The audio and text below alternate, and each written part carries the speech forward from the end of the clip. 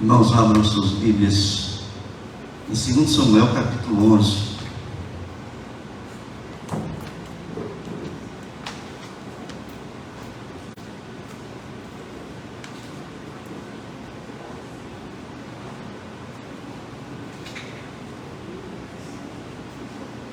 Segundo Samuel capítulo 11 diz assim: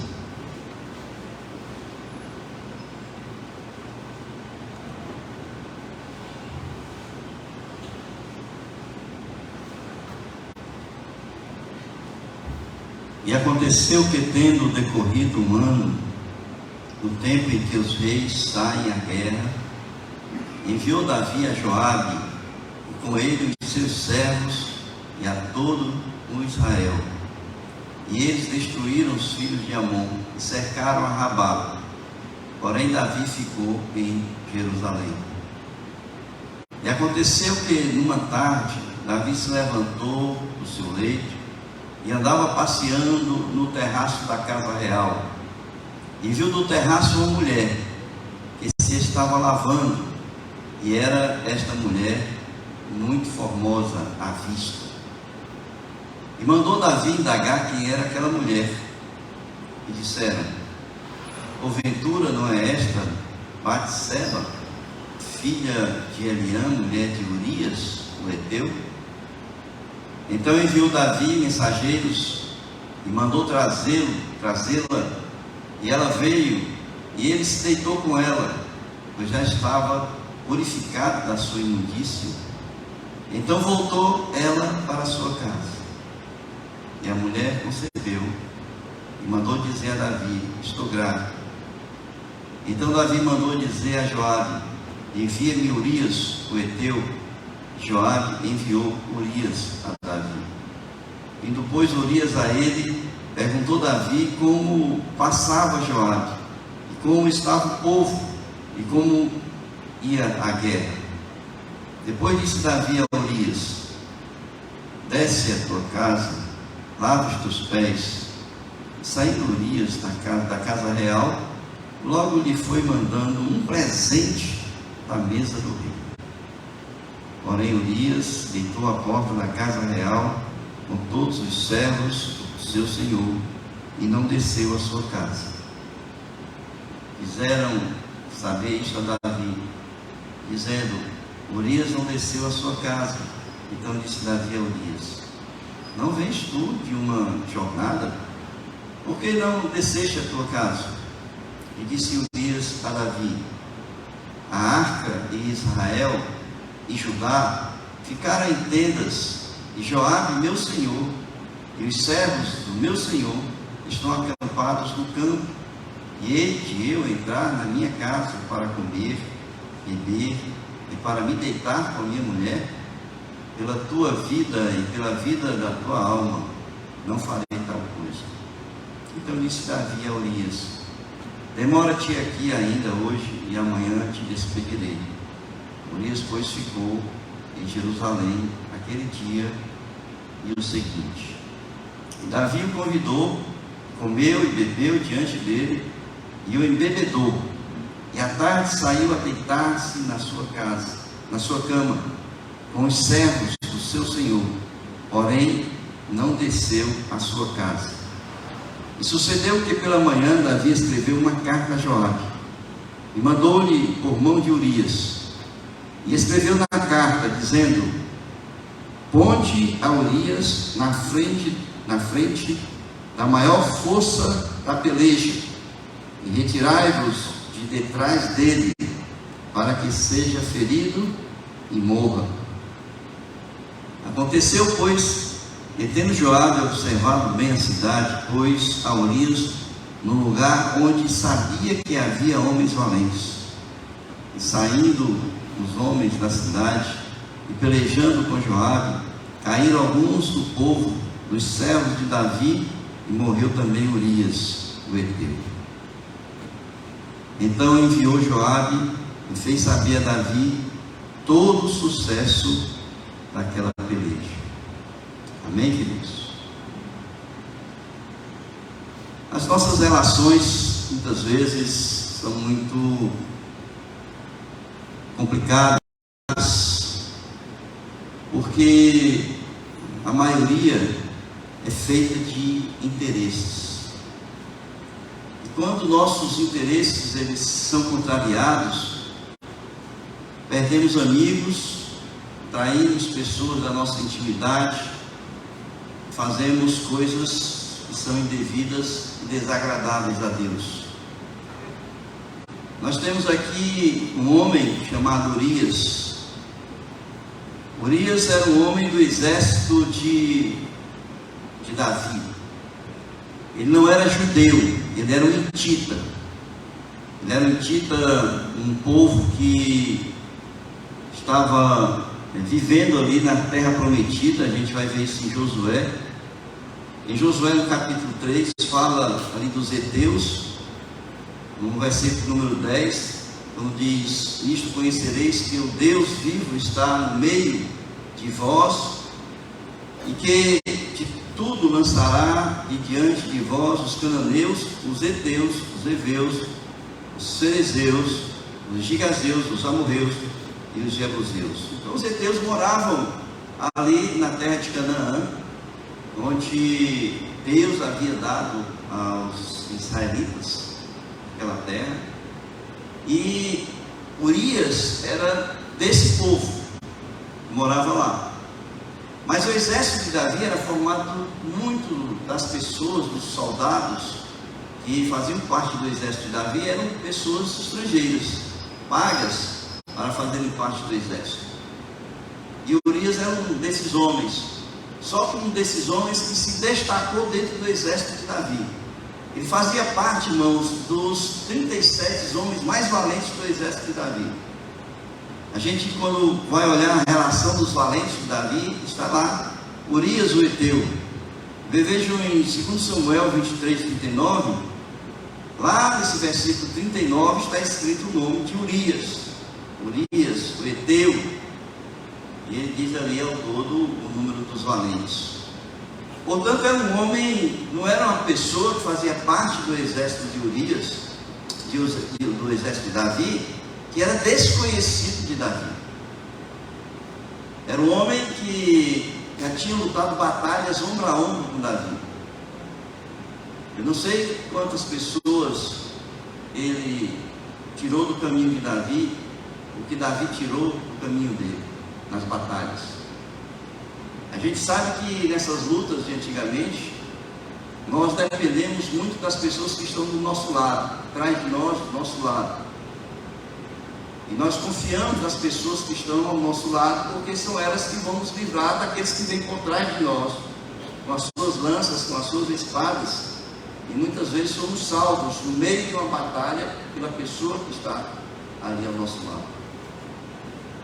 Urias era um desses homens da confiança de Davi. E não apenas isso, ele era um homem que era casado com a filha do seu conselheiro. Nós já pregamos aqui sobre Aitofel. Ele era Batseba, a esposa de Urias. Diz aqui o texto que era filha de Eliane. É filho de Aitofel, um dos conselheiros de Davi. Portanto, pode-se dizer que ele não conhecia, podia até ser que ele não conhecesse a esposa de Urias, porque na verdade, em cima do palácio onde ela estava, possivelmente uma distância, ele podia não ter reconhecido, mas depois foi informado a ele que aquela mulher que ele havia visto lá de cima do terraço do seu palácio, que ele a desejou, era filha de Eliane e era esposa de um dos homens da confiança de Davi.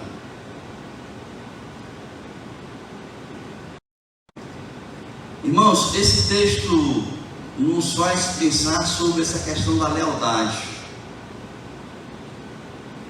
Lealdade das pessoas. Lealdade que nós devemos ter com os nossos irmãos da igreja. lealdade que nós devemos ter com a nossa família, os nossos cônjuges, os nossos filhos, a lealdade que nós devemos ter com os nossos amigos, a lealdade que nós devemos ter muitas vezes com os nossos chefes, no nosso trabalho, que muitas vezes nós quebramos essa lealdade por causa de interesses pessoais, de desejos que vão de encontro com essa coisa que é importante na convivência entre as pessoas, se chama lealdade.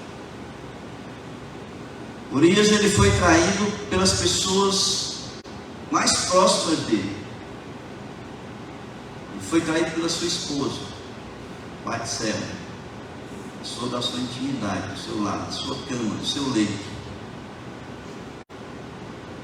Ele foi traído pelo seu general, homem da sua confiança, Joabe. Davi entregou a carta a Joabe e Joabe executou. Ele foi traído pelo seu general, o homem que ele poderia dar a vida por ele, era seu comandante do exército.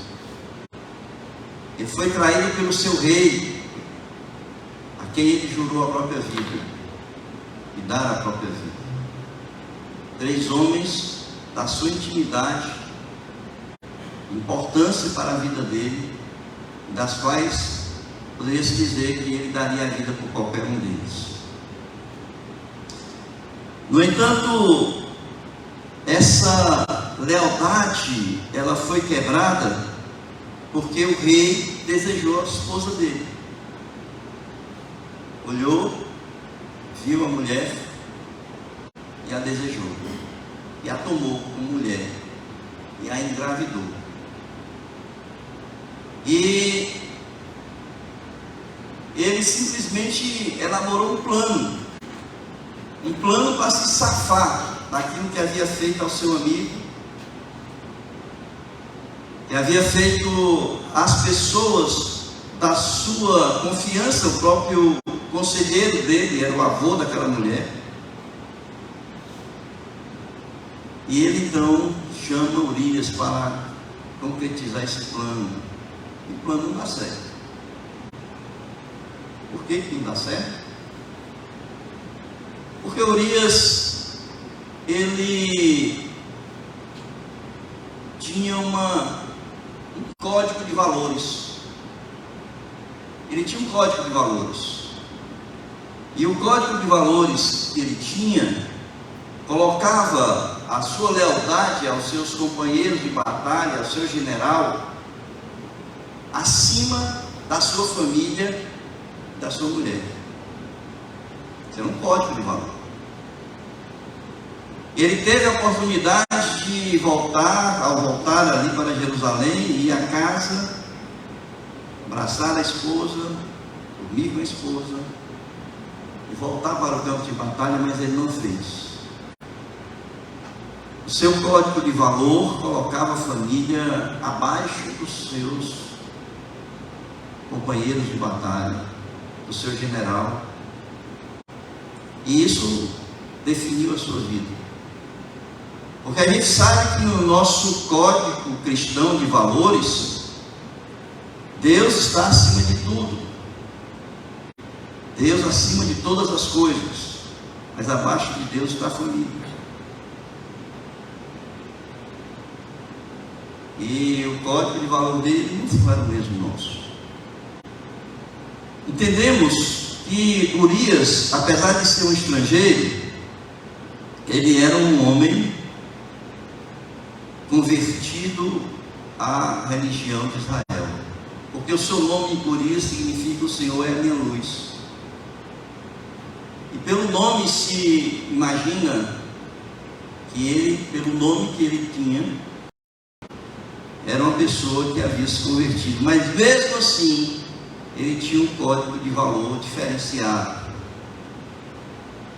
E pela sua escolha naquele momento em que ele decidiu não ir para a casa da sua esposa, mesmo sem saber de nada, queridos, ele poderia ter ido, porque ele não fez, não porque ele sabia da traição, ele não fez por causa do seu código de valor. E em vez dele ir lá, ele valorizar o seu lar, a sua família, a sua esposa, pelo menos dizer: olha, eu estou aqui, abraçar a esposa, ele decidiu ficar na porta do palácio e dormir ali na porta do palácio com os outros servos do rei. E isso decidiu o seu destino, porque o plano de Davi fracassou. E Davi então mandou uma carta para Joabe. Davi não matou diretamente, mas ele armou um outro plano para a morte de Urias. Coloca Urias na frente mais ferrenha da batalha para que ele morra. Ele sabia que Urias ia morrer. E abandona Urias, deixa ele sozinho para que ele morra. Joabe executou. Agora, o interessante, irmãos, é que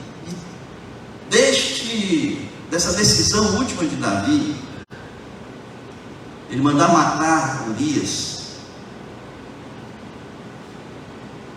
não resolvia o problema dele. Sabe por quê? Porque Batseba estava grávida. Urias ia morrer e ela continuava grávida, e ela ia ter o filho, e todo mundo ia saber que não era de Urias. Ele não dormiu na casa da mulher. Foi um sacrifício em vão, irmãos. Ele executou o esposo, o marido de Batseba, em um sacrifício em vão. E esse sacrifício desagradou a Deus. Desagradou a Deus. Irmãos, eu fico pensando o dissabor de sentir a traição. Ele morreu. Ele não experimentou, ele não passou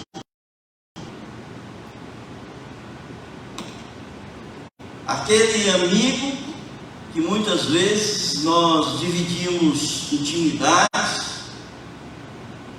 e dividimos diversões, brincadeiras, muitas vezes sofrimentos, e que em algum momento os interesses ali são contraditórios, aquele amigo nos trai, ou o nosso cônjuge, a quem nós dividimos o coito, a cama,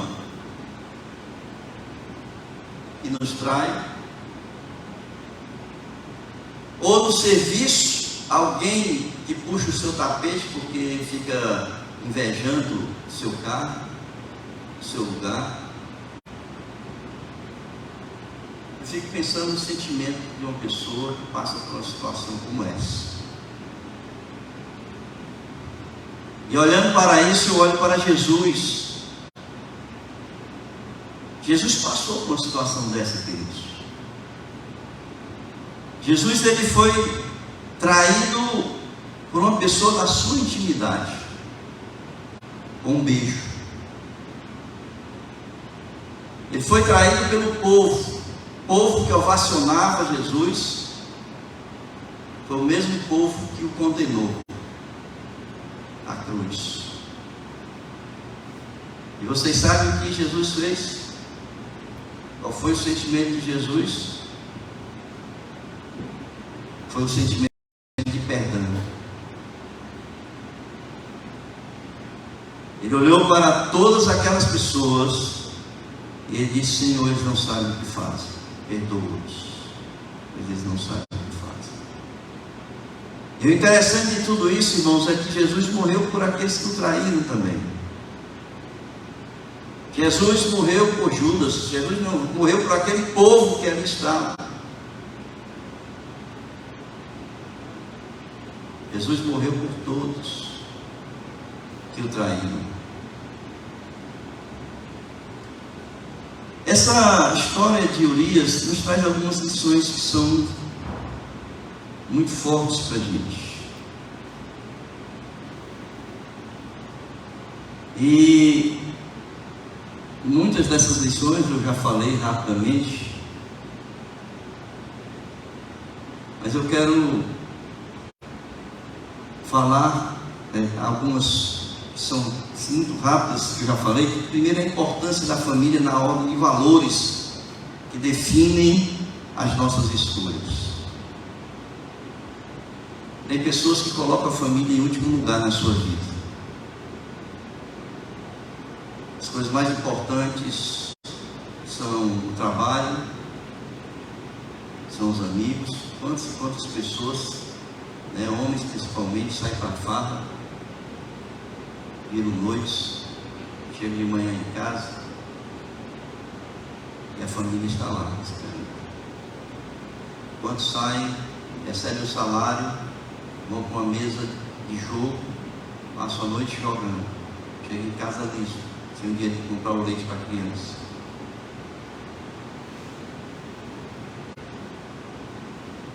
Nós precisamos ter na nossa vida, irmãos, esse valor inquestionável que a Bíblia nos ensina, de que a família ela vem primeiro, depois de Deus, é o que vem em primeiro lugar na nossa vida. Primeiro Deus, depois a família, independente de qualquer outra coisa. O trabalho é mais importante do que a minha família. Meus amigos não são mais importantes do que a minha família. Os meus prazeres, futebol, meus prazeres não são mais importantes do que a minha família, porque o maior prazer de uma pessoa é estar com a família. Primeiro Deus, estou falando abaixo de Deus. Depois de Deus é a família. Eu não sei como é que vocês têm se conduzido com a família de vocês. Em que lugar você coloca a sua família? Mas eu quero dizer uma coisa para vocês. A sentença de Urias, ela foi definida no momento em que ele rejeitou estar com a família dele. Portanto, a gente precisa cuidar mais, se preocupar mais com aqueles que são do nosso lar, da nossa casa, da nossa família. A segunda coisa que eu quero pensar com os irmãos nessa noite é que o juízo de Deus recai sobre pessoas justas e injustas. O juízo de Deus recai sobre pessoas injustas, a gente não questiona. Mas quando recai sobre pessoas que a gente considera justas.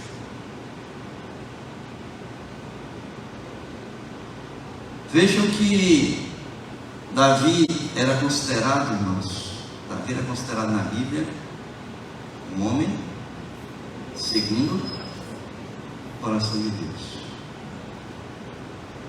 É de se esperar que um homem considerado na Bíblia, um homem segundo o coração de Deus, fosse capaz de trair um homem da sua confiança?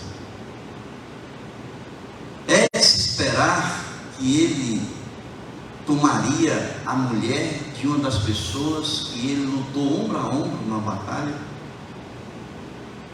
de um valente seu? Pois ele fez. A gente muitas vezes não espera de uma pessoa que você considera justa, essa pessoa seja capaz de trair ou fazer alguma coisa contra você. Mas o que eu quero dizer para vocês, irmãos, é que Deus não dormita. Deus, ele está vendo todas as coisas. O olhar de Deus está sobre todas as pessoas, sobre todos os nossos caminhos, diz a palavra de Deus. E nós não podemos simplesmente achar que aquilo que nós fazemos muitas vezes com outras pessoas, Deus não está vendo, ou que Deus está provando.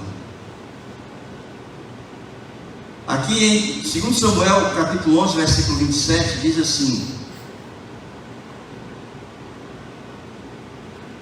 passado o luto, Davi mandou buscá-la. Buscar quem? Batseba. E a trouxe para o palácio. Tornou-se ela sua mulher e lhe deu à luz um filho. Porém, isto que Davi fizera foi mal aos olhos de Deus. O que ele fizera foi mal aos olhos de Deus. E sabe o que aconteceu, irmãos? Deus foi o vingador de Urias. Urias estava morto. Urias não passou por aquele processo do sentimento de traição. Urias não passou por aquele processo de mágoa, de desejo de vingança, por aquilo que ele havia sofrido. Mas Deus foi o vingador dele. E ele foi o vingador, irmãos, na mesma altura, nas mesmas, vamos dizer assim, dor, na mesma dor que Urias poderia sofrer pela traição que ele sofreu. Ele não deixou passar o erro em impunidade aquilo que Davi havia feito. Em 2 Samuel capítulo 12, versículo 10, diz assim: Deus, ali o profeta Natan está dando a sentença sobre Davi. Ele diz: agora, pois, não se apartará a espada jamais da tua casa, porquanto me desprezaste, tomaste a mulher de Urias, o heteu, para ser tua mulher.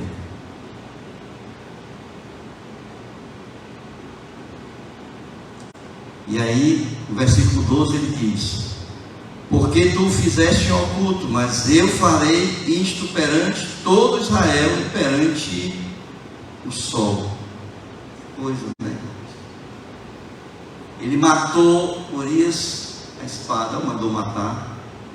Ele tomou a mulher de Urias e o Senhor disse assim: agora a espada não se apartará da tua casa, e as tuas mulheres, do mesmo jeito que tu tomaste a mulher de Urias, serão tomadas, agora não em oculto como tu fizeste, mas na frente de todo o povo, para que eles saibam o erro que tu cometeste.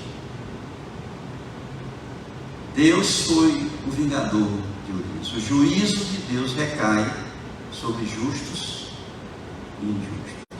Não pense porque você é crente. Não pense porque você está todo dia na igreja. Não pense porque você é uma pessoa piedosa, lê a Bíblia todo dia, que ao cometer algo que seja desagradável a Deus, Deus não vai derramar o seu juízo sobre você.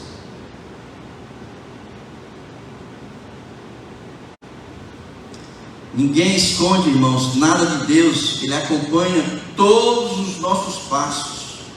Por isso, vamos vigiar os nossos passos, para que não venhamos a cometer injustiça com as pessoas. Depois, eu quero mostrar aqui para vocês, é que Deus, ele não abandona as pessoas. Estava pensando, irmãos, nesse texto, quando o apóstolo Paulo, ele exige que haja ali uma disciplina da pessoa que estava tendo relações com a sua madrasta. Ele exige da igreja, e ele exige que ele seja cortado da igreja. E ele diz assim: mas a disciplina tem que ser com amor. Por quê? Porque essa pessoa, ela pode ser resgatada, ela pode ser restaurada novamente. Deus, ele muitas vezes, irmãos, ele permite que as pessoas se afastem que as pessoas se desviem para poder dar-lhe uma missão e restaurar a vida daquela pessoa. E a igreja muitas vezes faz que aquelas pessoas que se desviam, que se afastam da igreja, elas pisam no pescoço dessas pessoas. Falam, criticam, mas não estendem a mão para que essa pessoa possa se reconciliar, para que essa pessoa possa ser restaurada, para que essa pessoa possa voltar aos caminhos do Senhor, que possa ser um servo obediente, que possa viver segundo a vontade de Deus. Davi, ele estava quebrado, emocionalmente quebrado. Quando ele é confrontado do seu pecado ali pelo profeta Natan, ele se ajoelha e diz: eu pequei contra o Senhor. Ao escrever o Salmo, quando ele está ali, ele está em pecado, ele reconhece o seu erro, ele escreve o Salmo de número 51, ele pede perdão ao Senhor. Ele diz: compadece-te de mim, ó Deus, segundo a tua benignidade, segundo a multidão das tuas misericórdias. Apaga as minhas transgressões, lava-me completamente da minha iniquidade, purifica-me do meu pecado. Pois eu conheço as minhas transgressões e o meu pecado está sempre diante de mim. Pequei contra ti somente, e fiz o que é mal perante os teus olhos, de maneira que serás tido por justo no teu falar e puro no teu julgar.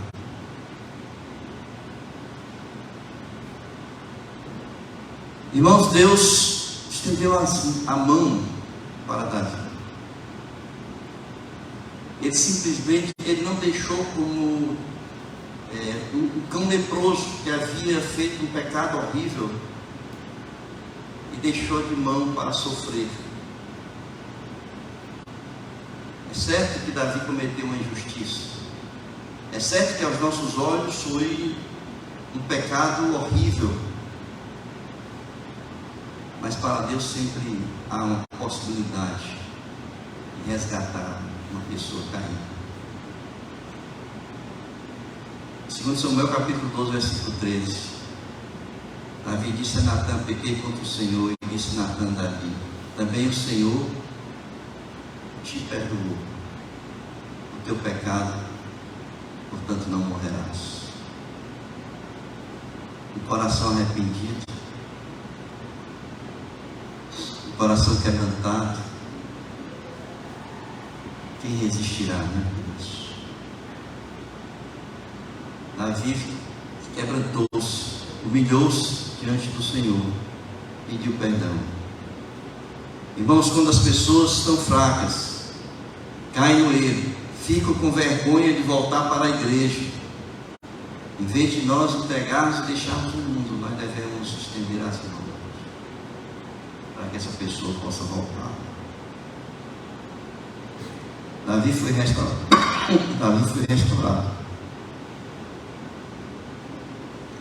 E ele seguiu a sua caminhada, a sua trajetória, como um homem segundo o coração de Deus. Deus perdoou o seu pecado. Jesus perdoou a traição. Por que nós também não podemos perdoar? Aqueles que nos fazem mal, aqueles que nos traem, aqueles que são injustos conosco. Nós precisamos agir como o Senhor age com as pessoas, estendendo aí o perdão para essas pessoas. Vocês já pensavam no apóstolo Paulo?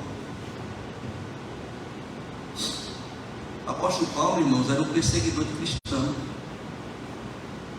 O apóstolo Paulo era um assassino. Ele dizia que suas mãos estavam sujas de sangue.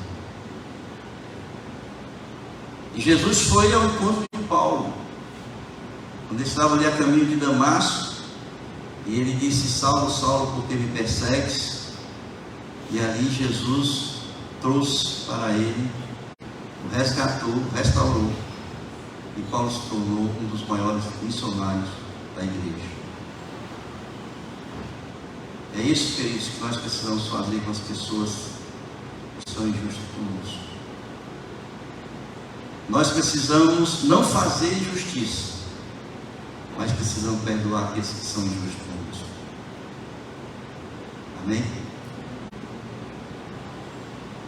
Curvem suas cabeças.